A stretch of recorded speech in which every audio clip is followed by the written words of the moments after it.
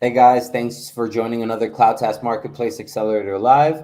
Let's jump into it. So, what is allowing you guys to get your profile activated? What's getting you guys that top rated badge, right? So, that's going to be the overview of how the CloudTask Marketplace works.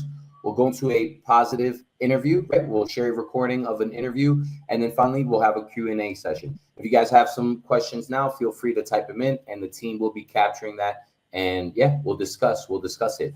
So let's get into it, guys. Sharing screens, and we'll check out what a profile that has been activated looks like, and what one that hasn't, right? Or one that has gotten a top rated badge instead. Let's check that out right now.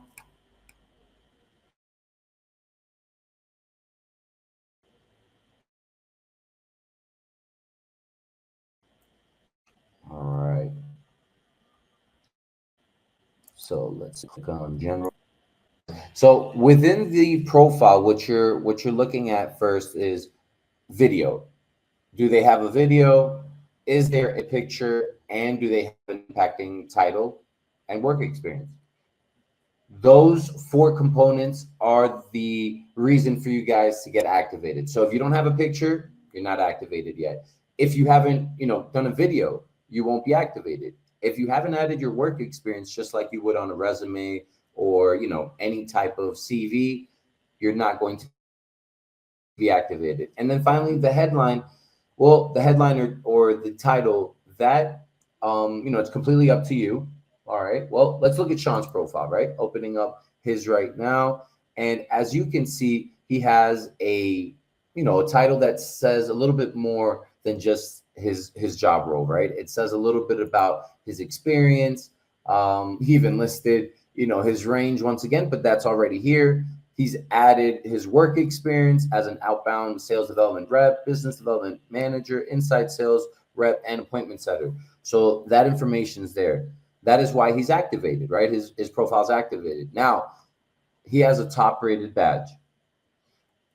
Top rated badge, if your English level is a B2 and above, you have 2 to 3 years of experience in sales, customer service, operation, administration, right? Different roles in those sectors. But basically, if you're not entry level, it's not 12 months or less, right? You're not a B1, right? Those would be the indicators for you to be able to get that top rated badge. So I've made a great video. I've completed my profile. My English level is a B2 or above, right?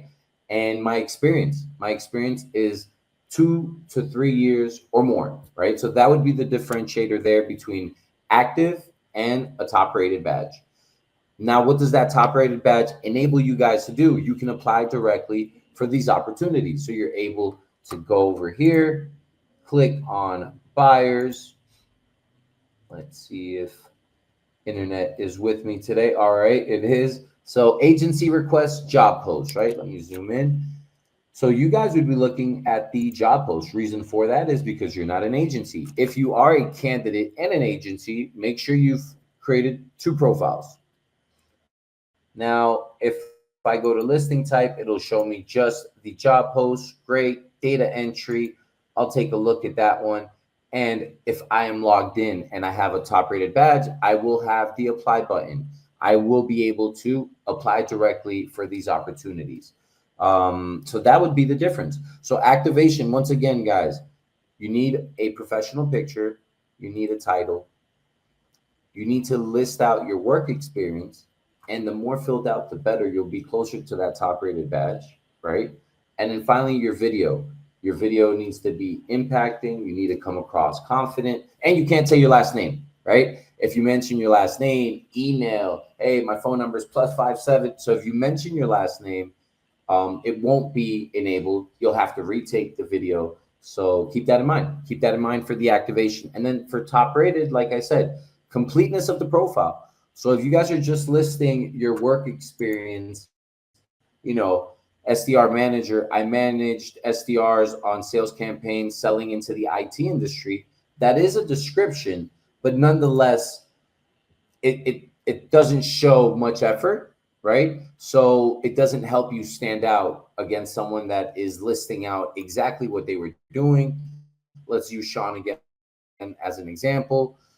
Business development manager, managed a team of 10 plus BDRs, SDRs to set up appointments for outside sales rep selling, VoIP, managed services and business internet packages. Chose targeted territories for different BDR teams to call weekly, train new hires to hit and or exceed KPIs like myself. Now, very well done. He mentioned how many SDRs he was managing. Most people don't do that. As well, you can mention how many, appointments they were reaching, how much revenue they were generating. The more numbers, the better. If you don't have those, don't make them up. But I think this is a good example. Another one, inside sales rep, handled the entire sales cycle from first cold call to deal funded, called SMBs and set up demos for myself to run remotely, ran 10 plus demos weekly with 35% close rate consistently. Okay, so there we go. We're getting to some more numbers, percentages, and maybe even some time frames, right? So this is what helped him get to that top rated badge. Sean has a C2 native English, right? So English levels there. He's listing, he's completing his profile as a professional. He has a good professional picture, right? This goes to the video, but the picture's okay, right? I can't tell since I'm so zoomed in. That could actually be on our end. Yeah, the picture's okay, right? My man could have, but he's wearing a polo, so that's good. So let's move forward. Let's move forward. So top rated, we got activation, we got top rated, and there's another one called top rated plus. Now, what is that differentiator with top rated plus? Top rated plus is that the ladder is now even higher. It is now C2 and above English. So now your English level needs to be a C2. Your experience now has to surpass that 3 years, right? So it's 3 years plus, and that's truly the differentiator there. The ladder has now been up to C2, which is basically C2 native, and then the experience has to be 3 plus and above. Now, can there be some variations? Hey, I'm a C2. I'm currently 2 years and a half. Sure, right? We're not that strict as far as it has to be 3 years or plus. But there are some higher standards. Keep that in mind, guys. And then top rated plus, again, difference is you're able to apply, and now you're not just on organic advertisement. CloudTask is paying for the advertisement that you're being placed on. So again, we're even more confident that the profile that you guys have created is going to attract more hiring companies. So that's also a good point to add there. Now, what I wanted to share is, what does a good interview look like? And before I get to that, I think you guys should consider and start getting into the mindset of, what do you do before getting into an interview? What do you prepare? What do you prepare? How do you prepare yourself? Do you look yourself in the mirror and go over and rehearse anything at all? What exactly is it that you do before an interview, right? So let's check out a good example of an interview, and yeah, we'll get into the questions. Let's see here. Make sure we're sharing with computer sound. And all right. Perfect.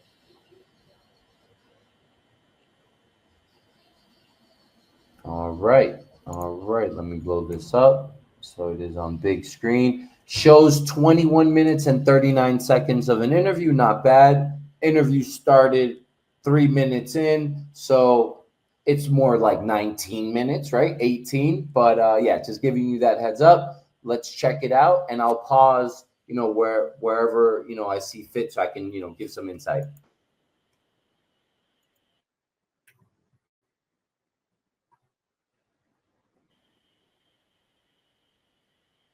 So interview, the person being interviewed is on before, nice, well dressed. He's got his polo, turned off the camera. He said, hey, might as well, turn off my camera in the meantime. So he's wearing, either a button up or a dress shirt. Well done. He's blurred out the back, so that's also good.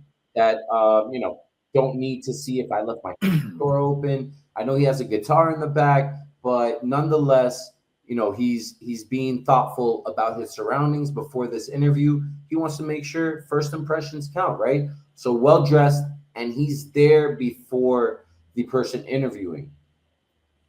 That's always going to be a better sign than the interviewer getting on there early or on time and you just getting on, right? So cool. It's been about a minute 18. Let's go over to the 3-minute mark where everything gets started. Hey, Dave. Hello. Hey, are you Axel? Yeah, I am. How are you? I'm doing very well. How are you? I'm happy to hear that. I'm doing excellent. Thanks for asking. You got it. Well, this is the first interview that I have done with CloudTask. How long have you been working with CloudTask?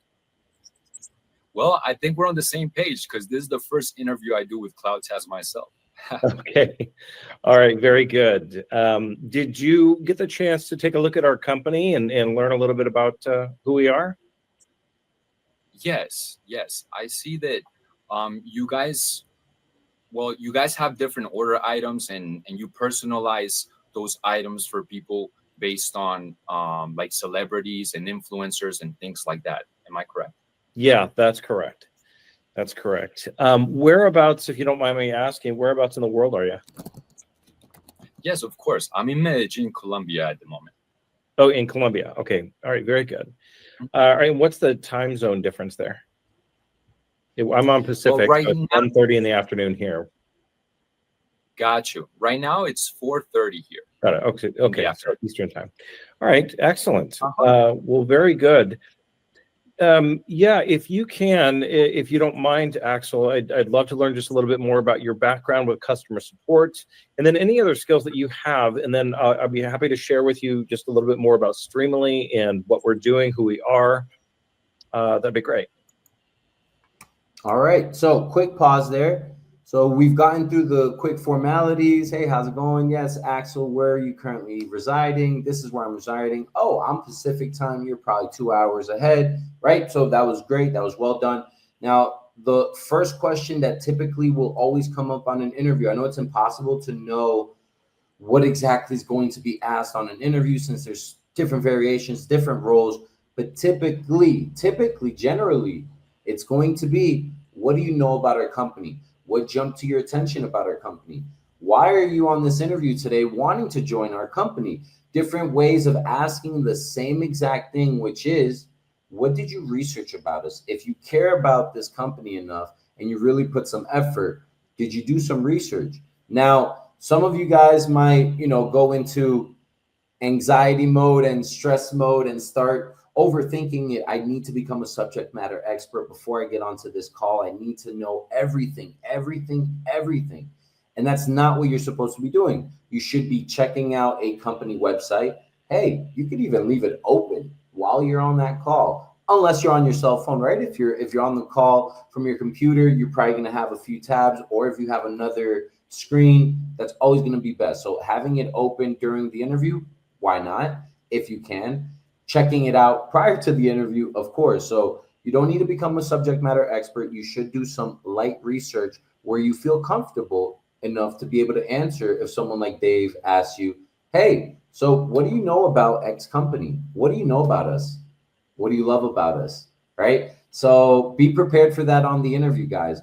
Let's hear how Axel heard it. I'm sorry, let's hear how Axel responded to that question. And yeah, let's check it out. Yeah, absolutely. Well, I have over 7 years of customer service experience. I've worked in different cities here in Colombia and in different types of environments. I've worked in BPOs for the most part, but regarding different kinds of products. So I've worked in the medicine industry for insurance. I've also worked for life insurance as well. So scheduling appointments for the people that would actually give the insurance quotes to people in the US. I also worked as a broker for a transportation company. So what I would do is I would coordinate the transportation services. So I would have to speak with the actual truckers and the dispatchers. Yeah. And in addition to that, come up with an agreeing price that we could all benefit from. So I've done that as well. In addition to that, I've worked for mobile accounts several years. I worked for AT&T in different companies. And I've also worked for Fitbit. I don't know if maybe you've heard of Fitbit. It's those activity trackers.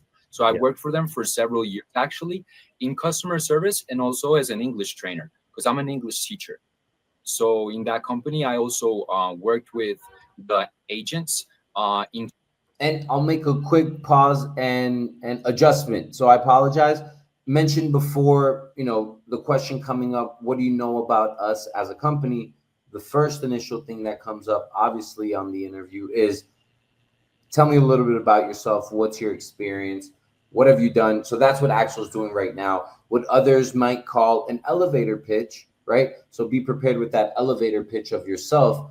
When someone asks you, hey, tell me about your experience, I've seen two paths. Either you start rambling all over the place and you mention what you've done from 2008, 2010, 2015 to now, right? Either that, you go all over and you don't really, analyze what role am I really being looked at for today. Sure, I should tell them I was a sales manager and I've done, teaching in the back, but I should definitely go straight into the role that I'm being interviewed for and tell them a little bit more about that experience, right? So yeah, two paths. Either start rambling and go all over the place because you have a lot of experience, or you don't have that much experience and you kind of just shoot one or two things, right? And then you just wait for the person to ask you a bunch of questions.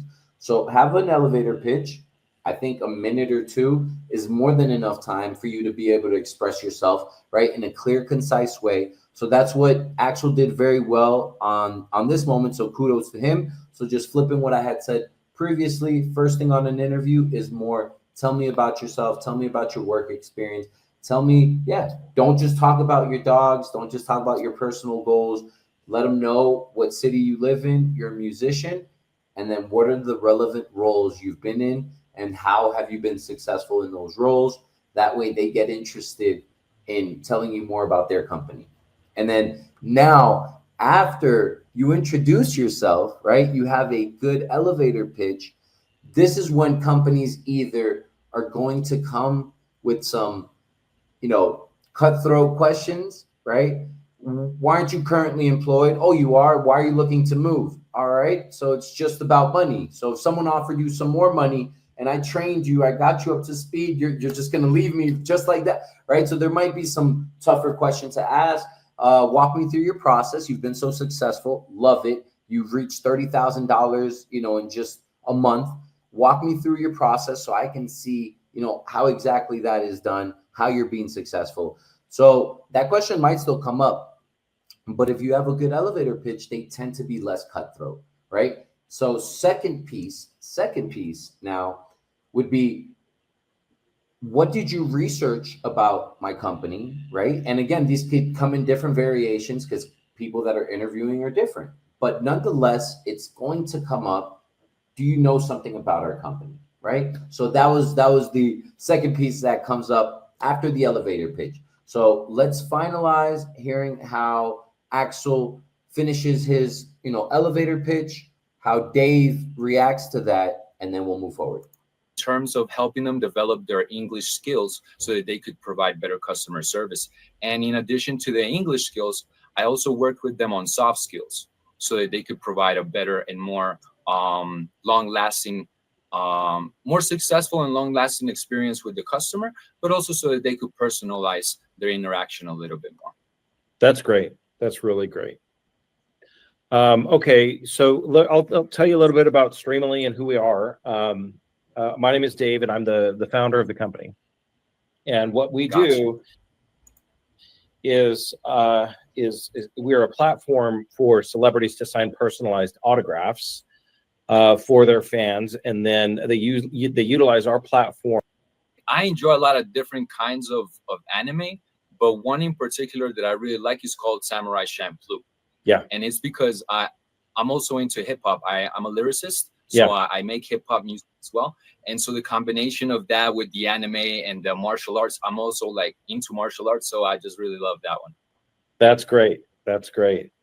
That's excellent. So my background, just so you know, is also in the anime world. And so if you are familiar, there's a all right. So he's able to, touch base on a few things that the interviewer also enjoys.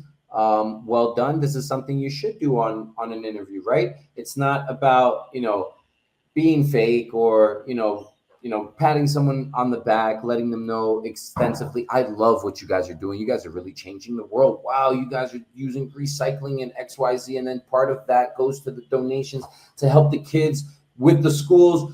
Yes, it is good to mention the great and positive things, but don't overdo it, right? So he's having a conversation. It's coming across genuine. Also well done, on an interview. Let's move on.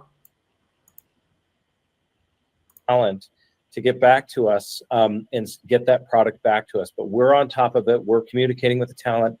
We're going to get your autograph for you. Gotcha. Yeah, I could definitely help with that. And one thing I would like to mention is that I had never heard of this service, but it sounds really, really fun and like thinking of like the user but beyond, because a lot of people consume anime, movies, all these kind of things, but in a very detached way, where it's just me here and then the product there. But then in this sense, like they could literally have a personal connection to something that they really, really enjoy, like an anime or an actor. Or that's awesome. I find it very intriguing and exciting, like this kind of venture. Yeah, thank you. Yeah, to me. All right, so genuine, again, not overdoing it, but he's letting him know, hey, I see value in your product and service. Awesome. That particular talent. Gotcha. What kind of customer communicating with our internal team, our sales team, to be like, hey, what's up with this talent? When are they going to get this product back? The talent's going to be on set for the next month.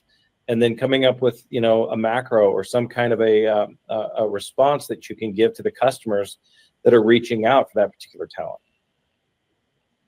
Gotcha. What kind of customer service do you guys normally provide? Like through what method? Chat, voice, it's or all of the above? Email? It's all email at the moment. And so Okay. it's probably 95% email. We do have a chat feature that I think is super helpful, but almost all of it at this point, Axel, is email related. Gotcha. Yeah, so it makes sense, like you were saying, to come up with some good macros to also to be more efficient as well, and to So again, towards the end of the interview, having impacting questions is always a plus. So most of you will ask questions, but some are less impactful than others, right? So a more impactful question would be, hey, what's your current process? What do the customers look like today? Who are we reaching out to? Are these businesses? Is this B2B? Is this B2C? Is it both? What channels are we using? Axel said, hey, what methods are we using to engage, communicate with our customers, right? You guys can say it however you'd like, but make sure that the question lines up with your curiosity and how impacting it is. And it basically allows you to express your expertise coming up, right? So Axel mentions, hey, which ones? Okay, great. I listened to what you said about having a good template so we can send out to our customers that are asking the exact same question. That way it's a little bit more efficient. Shows that I'm listening, shows that I am diagnosing and analyzing the situation. And again, what channels are we using today shows that, I'm confident that I'm joining your team. And it's a lot better question to ask than what benefits do I get? What's my vacation time? I'd like to discuss pay range and the monthly base and commission structure and all these other things, right? So there are questions being asked, but there could be better questions, right? The cultural benefit, the cultural questions. Hey, what's the business culture like?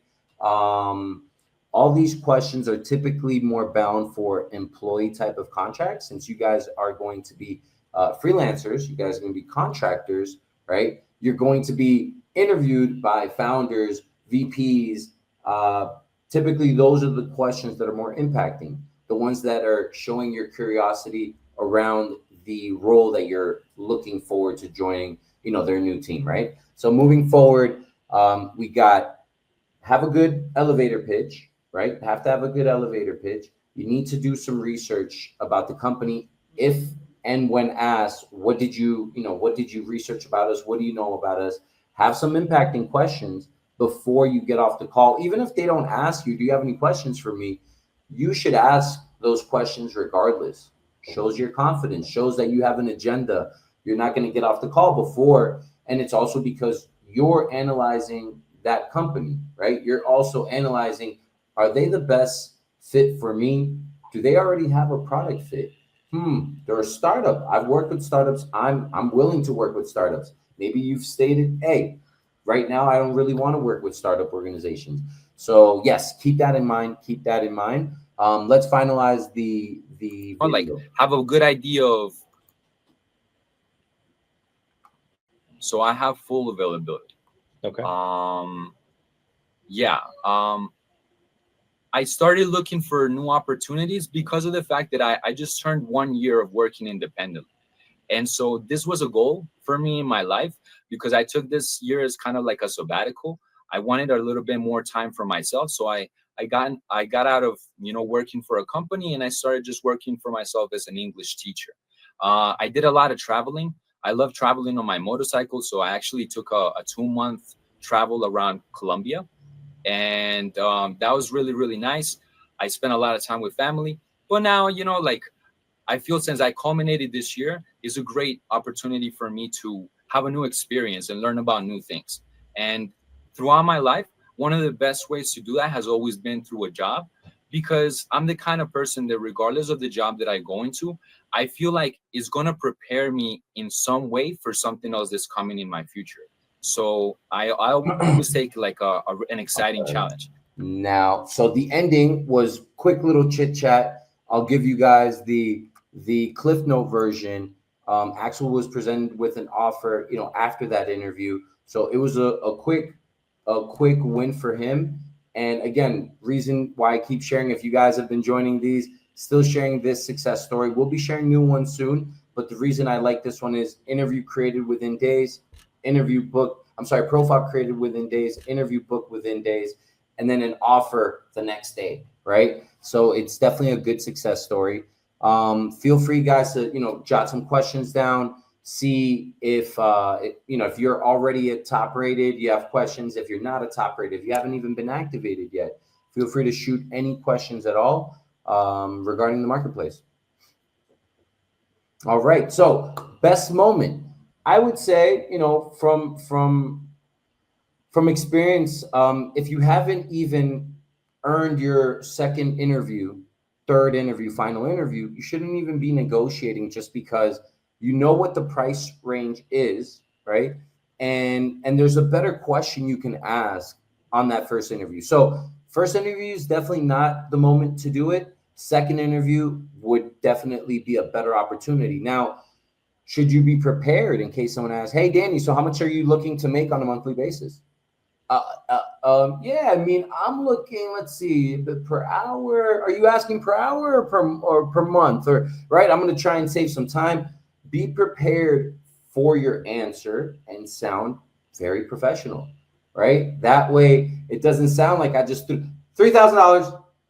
My monthly, base would be $3,000, right? So definitely be prepared for an answer, but don't willingly ask that on the first interview, right? You don't ask someone to get married on the first date. Don't negotiate salary on that first interview. Wait for the second one. Wait for the third. But second one is definitely a better opportunity. Yes, that's what I would say. Are there any recommendations for QAs that a candidate should avoid during the first interview with a client? Are there any recommendations for Q&A? I mean, avoid as far as, yes. I mean, I would say sometimes when we get really comfortable on these interviews, we give more information than needed. So when you state, I've only worked with companies in Latin America, if you weren't asked that, you don't necessarily have to express that, because again, you're going to make them think, is the fluency and conversational skills there? So they've never worked with American buyers. So again, I would say that as a recommendation. Now the question can always come up, and we need to lead with the truth. But as far as recommendations, what to avoid, I'd say, avoid that. Avoid getting there late or on time. You should be there early. Make sure you got your camera on. If you're having issues with your camera, you got your phone. Get connected on your phone. Get your pretty face on the phone and let them know, hey, I'm resourceful. I'm still connected, but I'm having a little issue with my screen. Whatever it is, show that resourcefulness. What else? What else to avoid? Yeah, I would say that. I mean, there's nothing else you can really avoid, because it is in their ballpark. But things that we mentioned before can help avoid those situations, right? So if you have a good elevator pitch and you prepare for yourself, you're going to have a better intro, right? So avoid not rehearsing. Yeah, for sure. Is there any easy access? Any easy access site where all these tips are available to use at a later time? As far as tips and on the site, we do have an FAQ section on our website where you guys can check out. We definitely have our WhatsApp group where you guys can, ask. And yeah, I'll definitely speak with the team and see if we can have any other specific landing page besides the FAQ section, right? For you guys to be able to check out. All right. Do you provide role plays to practice and improve skills for the interviews? For sure. This is definitely optional for you guys.